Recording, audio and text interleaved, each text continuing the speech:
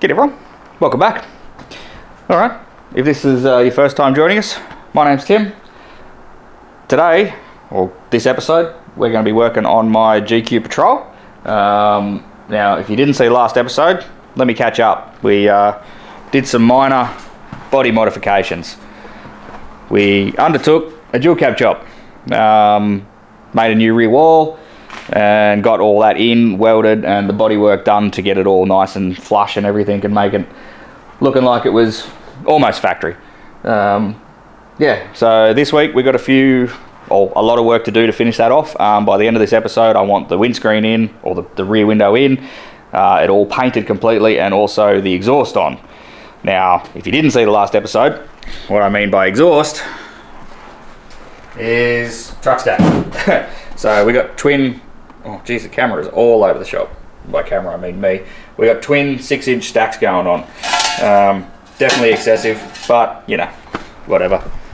The whole car's kind of excessive. If you haven't seen this car before, it's got a 6.5 litre V8 turbo diesel in it that I've converted in some earlier episodes. So, you know, like I said, if it is your first time, go back, check out some episodes, get caught up on the truck, and yeah, it'll put you in a bit better frame for know exactly where we're working and what we're trying to build. So, all right, without further ado, I think I'm going to set to work on probably doing a bit more body work. So this section here is pretty much ready for filler, like another skim coat, same as the roof and same as the other side. So I think we're going to get them on, and then I'm going to focus on the exhaust. Now, for engineering purposes, the exhausts have to be on there. That's, you know, how he's going to engineer it, so that's how it has to be. So we're going to get them on, and I have to come up. Oop, nearly died, trip hazard. So the exhaust at the moment comes up through there. There's a V-band clamp down in there if you can't see it. So undo that V-band, and it's going to swing up through the center T-piece and then up. And I'm also going to make some internal mufflers in the stacks, because at the moment the exhaust is 4-inch. If I go 4-inch into 6-inch, it's just going to be, this car is loud enough as it is. So what I'm going to do is use some 4-inch pipe, perforate it, wrap it, and sit it inside the stack up to sort of about there, so you'll never see it, but it'll act as essentially a whole nother baffled muffler in each stack. So should hopefully cut the exhaust noise down again. But yeah, and obviously we've got to cut the rear wall, or cut the cut the window surround out. So yeah, let's get to work. Bit of body filler and then stacks. Alrighty, well, I know I'm jumping around a fair bit, but it's just the way my brain works.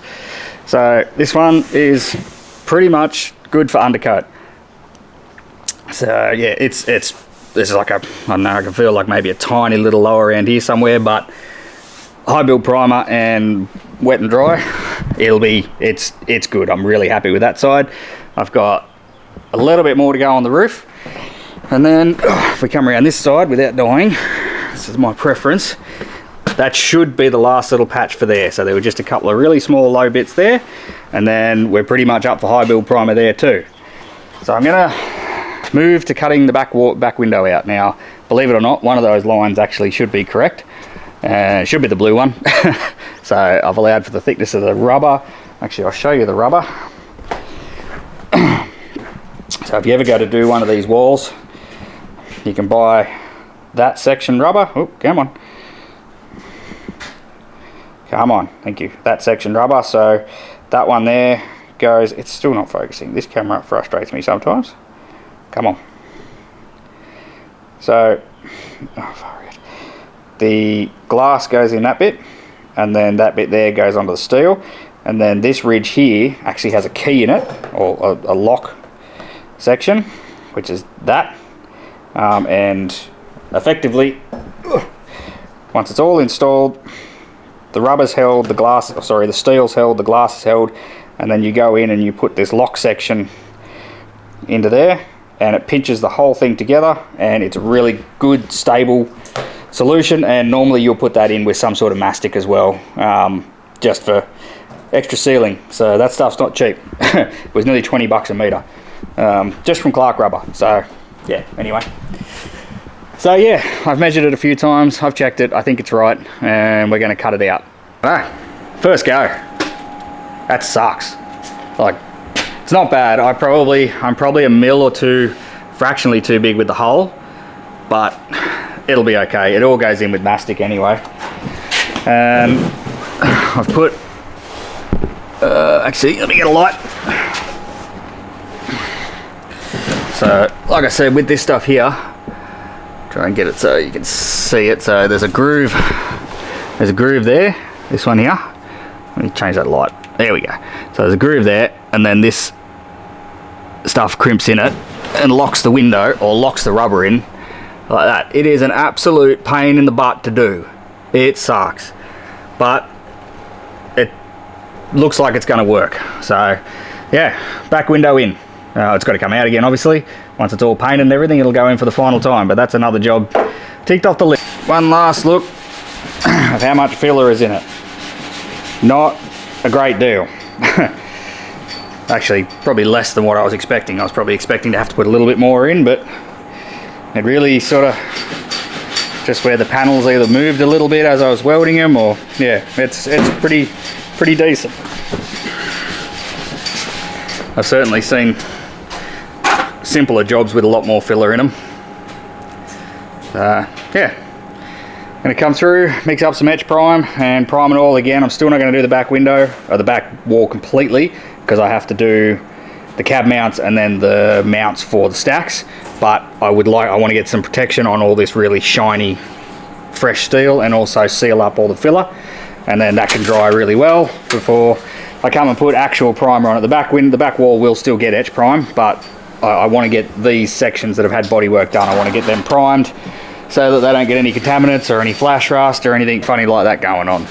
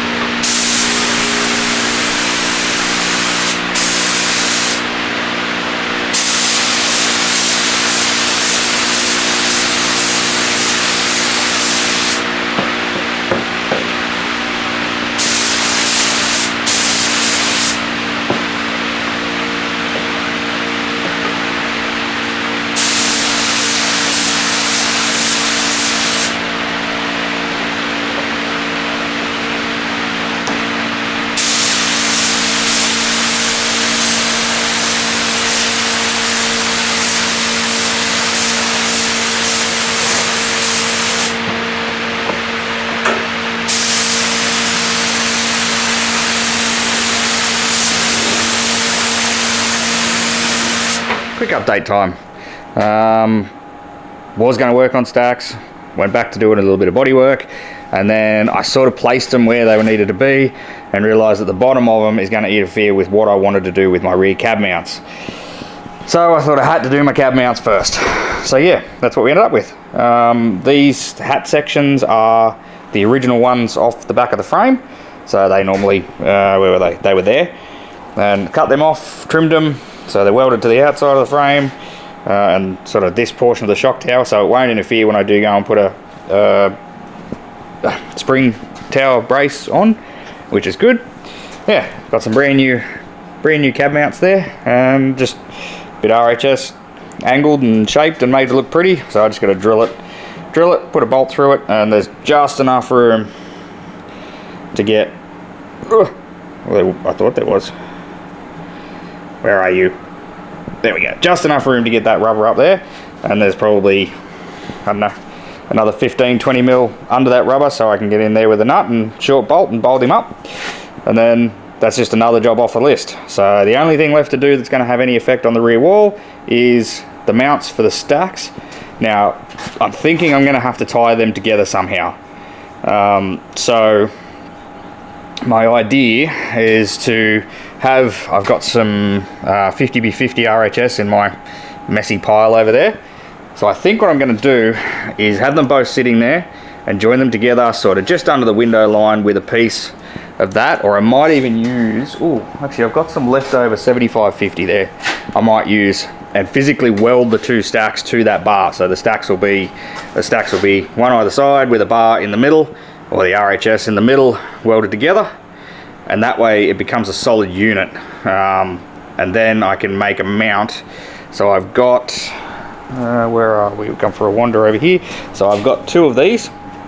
They're exhaust rubbers, and I'll make brackets off the firewall, off the cab wall, probably similar to what I did there.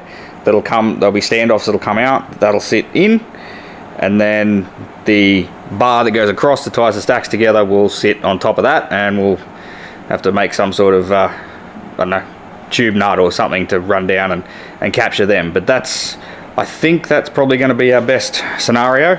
Nice and solid, they shouldn't move and wiggle, and it gives me a good place to secure it from. And then from there we just come down and meet it up to the old exhaust, which is down in there. That's got the V-band on it. So yeah, it's well and truly getting there. Oh, and the only other thing I need to do is the child restraint mounts on the other side. So they'll end up, I need to put two in, and they'll probably end up, I don't know, maybe in this corner here I might make a little bracket with the nut in behind it and go from there. But anyway, all this is stuff from sanding the undercoat up the top. So I've sanded the undercoat that I put on. That's just, I think I did end up doing 3 layers of primer. It's high build primer, so it's pretty thick, and there's a few like teeny tiny, whether the camera's even going to do it, teeny tiny little nicks and things that I'll put just some spot putty in. And same with down here, there's just like these little imperfections here. I'll just put an ever so slight wipe of spot putty in all of those, and once I'm finished mucking around with the rear wall stuff, I can come through and I can prime the whole rear wall, and I'm going to prime and paint the entire roof as well. So I'll mask it from the underside of the gutters. Oh, sorry, the light's not happy with that. I'll mask it from the underside of the gutters all the way forward. There's one little patch of rust I'm just going to touch up on the front corner, and then, like I said, I'll spray the whole roof so it's all nice fresh paint, and the back wall at the same time. But we are getting there, I reckon. I don't know. Well, if I wasn't doing stacks, it'd be another day and this thing would be painted, but the stacks are going to take a little bit longer. So anyway, stick with me, we'll keep going. Finally, we are actually onto the stacks. This is the setup as such. Made myself the spreader bar, went through and just hole sealed some holes, tried to, I don't know, fancy it up a bit. But yeah, that's where we are. So the outside edge of the stack is sort of level with the outside roll of the roof, which I'll show you in a minute once it's all tacked together. Here's a 45 degrees pointed back. I did talk to the engineer about stacks, and it's legal, it's no drama. But if they're a canted ear or an angled ear, they need to be either pointing straight back or any angle between straight back and 45 degrees. So I want them 45 degrees, that's what we're doing. Yeah, I'm going to tack that one, because this one here is not quite 45, and every time I move it, that one moves, and pain in the butt. We're going to tack that one, and then we're going to come through and I can move this one so that it is 45, and then we can tack that one and basically hold it up to the car and see what needs to happen next. Alright, there's a look of them all up. Obviously not plumbed yet, we're getting there, so cut and shut a bit down there, we're going to come up. I've got some elbows, so they'll come out. It'll just be a T-junction there. I'll just have to fabricate it. It doesn't really need to be some fancy flowing Y piece. I mean, somehow I don't think a T-junction's really going to have an effect on the engine performance. Might not flow the best, but I think it'll be fine. Yeah, here we are. So they sit, the very tips of them sit 2.3 meters off the ground, which is fine, because most of our car parks around here, or any of the taller car parks, they're either 2.1, 2.3 or 2.7. So obviously I can't fit under a 2.1, but I can still fit under a 2.3. So anyway, was just a little consideration I thought I'd think about. Yeah, I'm pretty happy with them. Well, I'm very happy with them actually. I think they're gonna look the goods. I might even have a talk to a powder coaters or something and see how much it costs to get them done. Like, yeah, I think I mentioned previously, they're not stainless or anything. They're just normal exhaust material, so aluminized steel. So anyway, they look alright. I'm not too fussed with them, not too worried about them at the moment, but they will rust eventually, so might get them powder coated. Don't know what colour. Just worry about getting it all running first. So yeah, we'll keep going. Try and get this thing all hooked up, and then definitely this episode we're going to see soot come out of those stacks. So, well, there we have it. They are hooked up. I haven't started the car yet. I've got to fix a battery lug first, but yeah, took me way longer than I wanted it to be honest, to get it to sort of all join up. It is pretty close to the spring, and it's not far off the upper control arm, but as far as the range of movement goes, I don't think it'll hit it. I can take it out and flex it up with the forklift anyway. I will have to, because I've got some 35 sitting outside, and I'm going to put one on the back axle, or two, one either side, and I'm going to flex it up with a forklift so I can see how high I need to make my tray bed. So when I do that at the same time, I'll have a good look at that and take a couple of photos for the engineer just to prove they don't hit. But yeah, there we are. So yeah, it like I said, it took me a while, but we're V-banded, we're up, we're in. At the moment there's collars in there that go from 5. Oh yeah, by the way, I was wrong. I keep calling these 6-inch stacks. They're not. I put a tape measure on it. When I was making that crossbar, I measured it, and I just added 150 mil aside, or deducted 150 mil aside, and then I looked at it and I thought, it just doesn't look right. So I actually put a tape measure on them. They're 5-inch, not 6-inch. So anyway, that's all right. I was told they were 6-inch when I got them, so I should have just put a tape measure on them and checked them. Either way, 5-inch stacks. Still definitely excessive, but we're still running it. So yeah, I'm going to put a new lug on the negative battery cable, and I'm going to put a battery on it, and we're going to fire this big girl up, and we're going to watch some soot come out of those. There is no baffles or anything in them yet. Like I said, none of that's attached down there as far as bolted or screwed or anything. It's just sitting there. They're all good knock fits. So if it is just bullshit loud, which it will be, then I can knock it apart and do my internal baffles like I was going to. So alright, well, I'll go and hit the key and it should fire up. We'll see. Stand by.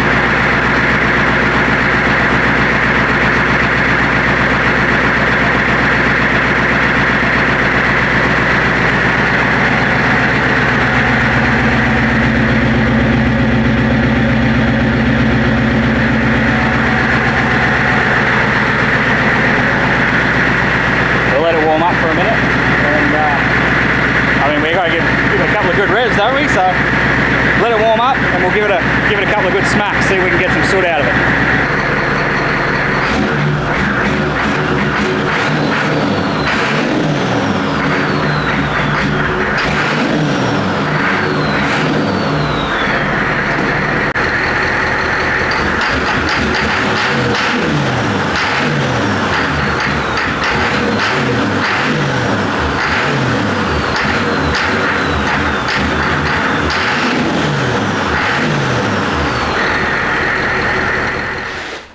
All right, well, I couldn't be happier with that, to be honest. It's probably really hard to come across on camera, but I'm not going to say it sounds quieter, but it doesn't sound any louder. So for now, I'm not going to worry about baffles in there. It actually sounds, how do I describe it? It sounds more throaty. Like before it sounded good, but it just sounded like I don't know, let's just go a rush of noise. now, especially when it's idling, it's actually got a bit of a like almost like a V8 roll, almost not a petrol V8, but it's got a nice roll to it. Funnily enough, it actually sounds like a truck. Like before, it sounded loud and it sounded cool, but now I don't know if it's because the noise is up there or whatever, but it actually physically sounds like a truck. So anyway, that's pretty cool. I'm pretty stoked about that. But that does leave us with what we work on next. I've still got a fair bit of work to get the back wall done, and I do have to start thinking about my tray. Now, I think I'm still sort of waiting for a bit of a response from the engineer to make sure that he's happy with everything else. So I think what I'm going to do is I'm going to put the battery inside the truck, roll it out, and I'm going to get the 35s, like I said, and I'm going to put a 35 on it, and I'm going to flex it up with the forklift and see how high the wheel goes. I mean, I really don't want to make the tray sort of any taller than what that is coming across there, but if I have to, I will. You know, for whatever reason, if the outside of the tyre or inside of the tyre tucks up really nice and comes up in here, well, there's no point making a tray this high because it's just going to rub. And this will get bigger tyres on it. Pardon me, this will get bigger tyres on it, so I need to allow for that. It'll also be nice to run the suspension through its curve and yeah, just make sure that nothing in there fouls. I mean, that upper control arm is close. If I've got to do a little bit of massaging to the pipe, well, so be it. But what happens is as this diff comes up, that arm actually goes that way. So it rocks up like that. So the arm actually will move away from it.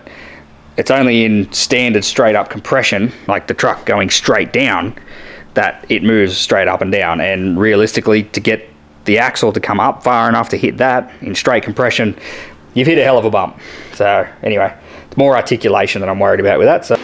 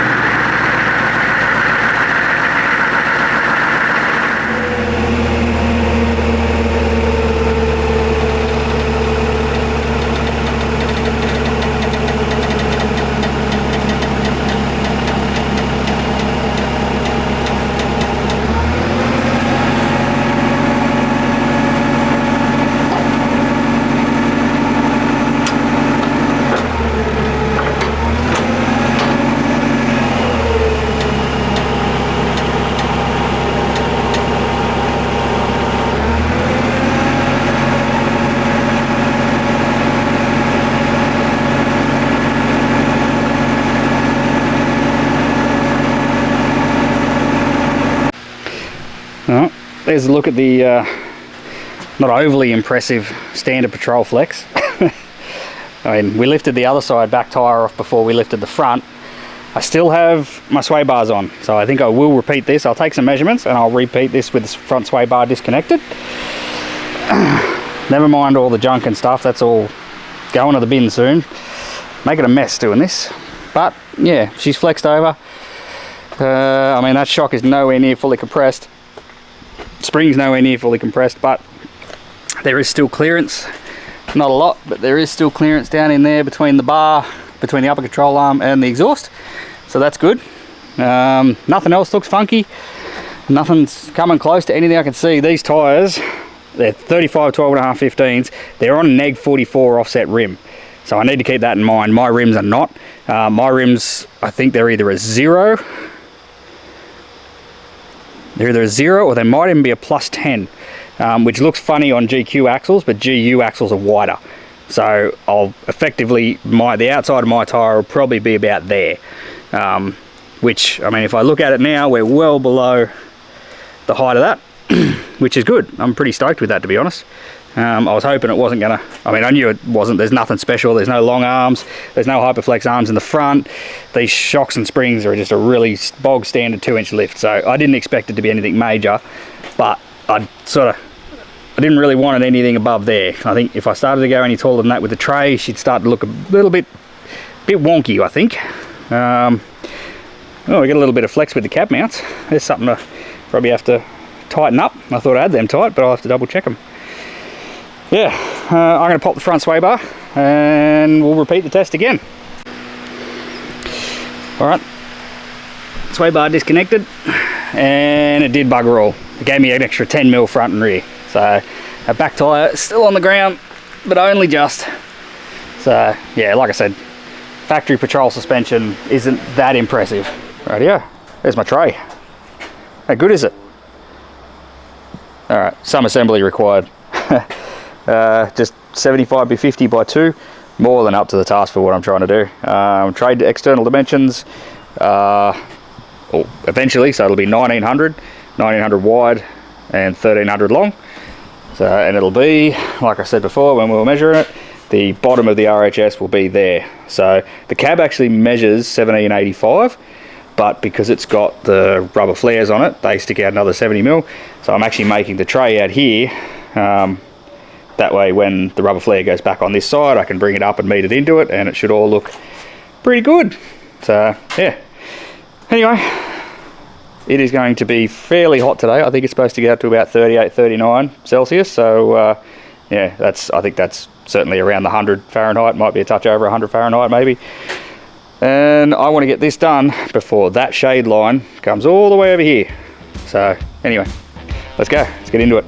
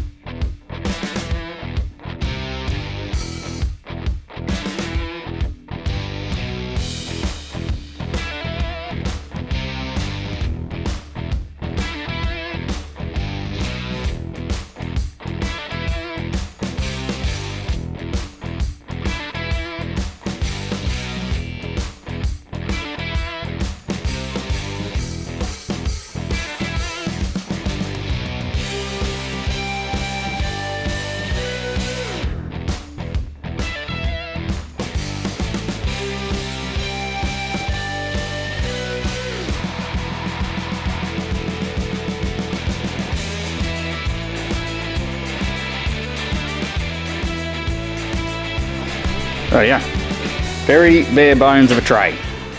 It looks, if I have to say, freaking tall. Like, ridiculously tall. But it's level with the bottom there, and it's square to the cab. I got the 35s on the back and still 31s on the front, so if it looks like it's pointing downhill in camera, it's because the whole truck's pointing downhill. It just looks tall. I don't know, I might have to do a bit of Google and have a look at some pictures, see if I can get some perception. It might just be because it is quite tall. There's nothing under it at the moment. There will be some toolboxes under here, which will help make it look a bit lower. I don't know. It just looks big. Yeah. As you can see, there's a drop in there, and that's because I've got some Merbau planking here. So I'm going to put a timber deck on it, and I want it to sit nice and flush, recessed. So it means I'll have to go around, probably not between sort of the crossbars, and I'm going to put another crossbar here because it's going to come and drop down and intersect with the bolts that used to hold the rear bar on, and that'll be my rear tray mounts. The fronts, I'm not entirely sure what I'm going to do yet.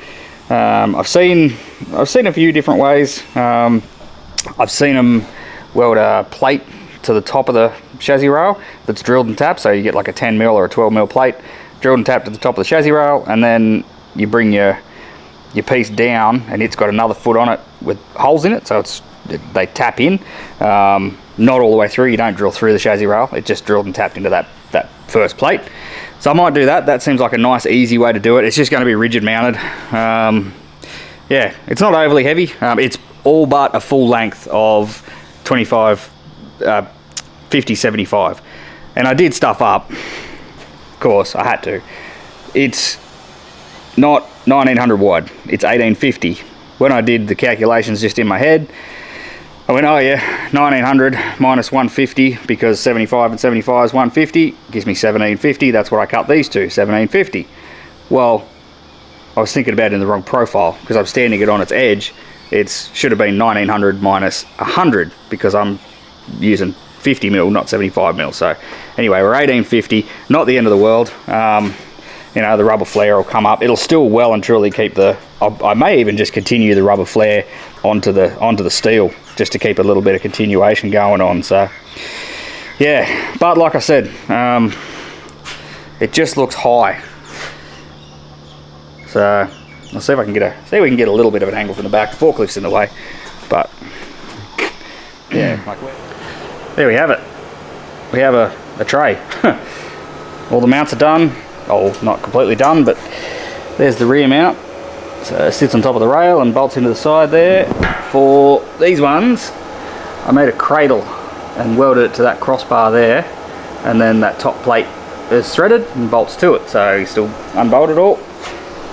And yeah, here we are. She's going to be solid. I got no issues with this thing walking anywhere at all. Pretty much now it's just fully welded out, and I've got to put some angle on the inside to support the planking, the decking, and I've got to make some sort of, I don't think I'm going to do an actual like a headboard rack, because at the moment I don't know how I'd get it around the stacks, so I'm sort of holding off on that section. I think it probably needs something, but I just don't know what to do there. So I think I might just leave it for the moment and can come back to it. Yeah, I'm gonna have to make some sort of holder for the boards that does come out and around the stacks, because the boards I want them scalloped in a nice sort of profile around them. But yeah, it's 3 o'clock in the afternoon and it's 37 degrees, so it's hot. I just put the aircon on in the shed because I need it, and I think I'm going to have a beer, because, well, this has been a lot of work and I certainly didn't beat that shadow line, so I think I'm done for the moment. Alrighty, so now the tray's all on, all tacked, we're all good. I need to finish off the front section here for the for the decker boards to butt into, and around the stacks had me sort of, I didn't know what I was going to do, but I do now. I figured it out. So I'm going to make, I have to fabricate basically some 75/50 box section that's horseshoe shaped, and it's going to go in there, and then it'll have to notch and things and sit up on here. It'll be a bit funky, but it'll go, and that'll allow me to bring the decking boards across and actually scallop them. So they'll be cut and scalloped so that they're on the radius, same sort of radius as that. So made a template. So I've got to cut out 4 of the horseshoes, so top and bottom for each side, and I've got an offcut of this 5-inch, and that'll go to fill the inside panel. I'll cut, actually, so I'll cut 2 rings, 75mm. Oh, actually, no, I only need 1 ring because I can cut in half. Yeah, do that. Anyway, cut a ring of 75mm. That'll create the internal surface of one of them, and then I will have to basically weld on the horseshoe bit on top, and then I'll come and have to bend a piece of sheet for the outside and cap it, and then yeah, I'll end up with my 2 horseshoe sections to go around here, and then, like I said, decking boards will get scalloped around it. I'll try and make it as neat as possible, and that way it should look pretty schmick. It should really tie in well with the stacks coming up, and hopefully it looks good. I think it will, but yeah, time will tell. We'll see. Alrighty, so I got an email back from the engineer, and he's pretty happy with everything. The only requests, or the only things he wants changed, is above the window there. So at the moment I don't actually have any structure. Hang on, let me get a light, let me get a torch. That's just Right, so above the window there, that's just the roll and then welded to the roof sheet. He wants a support between that section of the roof and that section, which, I mean, now that he mentions it and now that I look at it, that's fair enough, I guess. So we're going to do that, and then it's got to get stitched into the back wall. And the other thing he wants is these side panels here, because they're supposed to be a support, basically going from this support up to the roof. He said if I enclose that side panel with a sheet like I did on the outside, it turns it into a box section all the way. That whole pillar turns into a box section, and he said that'd be good. Now that actually will work well because it'll help me finish off that corner and flatten it out anyway for the interior when I come to it. So this is what I did on the outside to make the templates for the bits of steel. Is you get a couple of layers of masking tape, you lay it up, and then you come in with a Stanley knife and you cut the tape to the profile, and then you basically stick that bit of tape onto some steel and cut it out. So it's the easiest way I know to do it, and it worked well on the outside. So yeah, these ones don't have to be quite as accurate as the outside ones, because they'll eventually have maybe some carpet or something put over them, so they still need to be right, but they don't have to be quite as bang on as the outside ones. So there we have pretty much the outline of the tray done.